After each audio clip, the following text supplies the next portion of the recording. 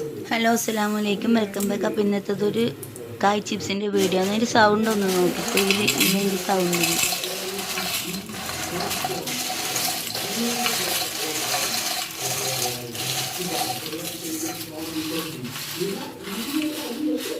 അപ്പോൾ ഞാൻ ഇതിന് വേണ്ടിയിട്ട് 2 കിലോ നേന്ത്രക്കായാണ് എടുത്തത്, പച്ച നേന്ത്രക്കായ്. അത് അതിന് തന്നെ ചിപ്സിന് തന്നെ മുറുക്കി കിട്ടുന്ന കായ് കിട്ടുമല്ലോ. അങ്ങനെ അതിൻ്റെ തലയും പാലും മുറിച്ചതിന് ശേഷം അതിൻ്റെ നടുക്കെ കൂടിയിട്ട് ഒരു കീറിട്ട് കൊടുത്തിട്ട് നമുക്കിതുപോലെ തൊലി പൊട്ടിച്ചെടുക്കണം. തൊലി പൊട്ടിച്ചെടുക്കാണ്ട് കുറച്ച് ബുദ്ധിമുട്ട്, എന്നാലും പ്രശ്നമില്ല, വലിയ ബുദ്ധിമുട്ടൊന്നുമില്ല.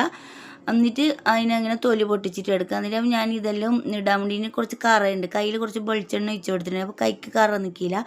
എന്നിട്ടായിട്ട് ഞാൻ ഇത് കുറച്ച് ഉപ്പിട്ടിട്ട് ചൂടുവെള്ളം വെച്ചിട്ടുണ്ടായിരുന്നു. അപ്പോൾ അതിൻ്റെ കറ ഒന്ന് പോയി കിട്ടാൻ വേണ്ടിയിട്ടാണ്. അപ്പോൾ ഞാൻ അതിൻ്റെ തൊലിയെല്ലാം എടുത്തിട്ട് 2 കിലോയിൽ 8 കായ് കിട്ടിയിട്ടുണ്ടായിരുന്നു. അപ്പോൾ ഞാൻ 6 എടുത്തിട്ട് 2 മാറ്റി വെച്ചിട്ടുണ്ടായിരുന്നു. പക്ഷെ അത് ഞാൻ ലാസ്റ്റ് മുറിച്ചിട്ട് ചിപ്സിൽ ചേർത്തിട്ടുണ്ടായിരുന്നു.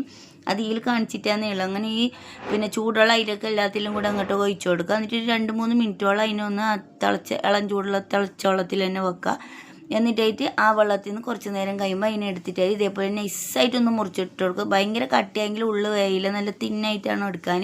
അപ്പോൾ ഇതിന് ചീകറുണ്ടെങ്കിൽ അതിലേക്ക് ഇട്ട് കൊടുക്കുക. അപ്പോൾ എൻ്റെ കയ്യിൽ അത് ഇല്ലാത്തതുകൊണ്ട് ഞാനിത് കത്തി വെച്ചിട്ട് തന്നെയാണ് ചെറുങ്ങനെ മുറിച്ചിട്ട് കൊടുത്തത്. ഞാൻ ഇതെല്ലാം മുറിച്ചിട്ട് മാറ്റി വെച്ച് കൊടുക്കുന്നുണ്ട്. അപ്പോൾ ഇതിലേക്ക് നമുക്ക് ഇതിൻ്റെ ഉപ്പും മഞ്ഞൾപ്പൊടിയും റെഡിയാക്കണം. അതിന് വേണ്ടി ഞാൻ 1 ടേബിൾ സ്പൂൺ ഉപ്പ് എടുത്തിട്ട് 2 ടേബിൾ സ്പൂൺ മഞ്ഞൾപ്പൊടിയും കൂടെ ഇട്ടെടുത്ത് കുറച്ച് വെള്ളം കൂടെ ഒഴിച്ച് കൊടുത്തിട്ട് അതിനൊന്ന് കലക്കിയിട്ട് ഇത് ചിപ്സിന് വെച്ചാൽ ആ കായിലേക്ക് ഫുൾ അതെല്ലാം ഇങ്ങനെ ഒന്ന് കുഴച്ച് കൊടുക്കും. ടൈറ്റായിട്ട് കുഴക്കേണ്ട, അത് കായ് പൊട്ടിപ്പോവും.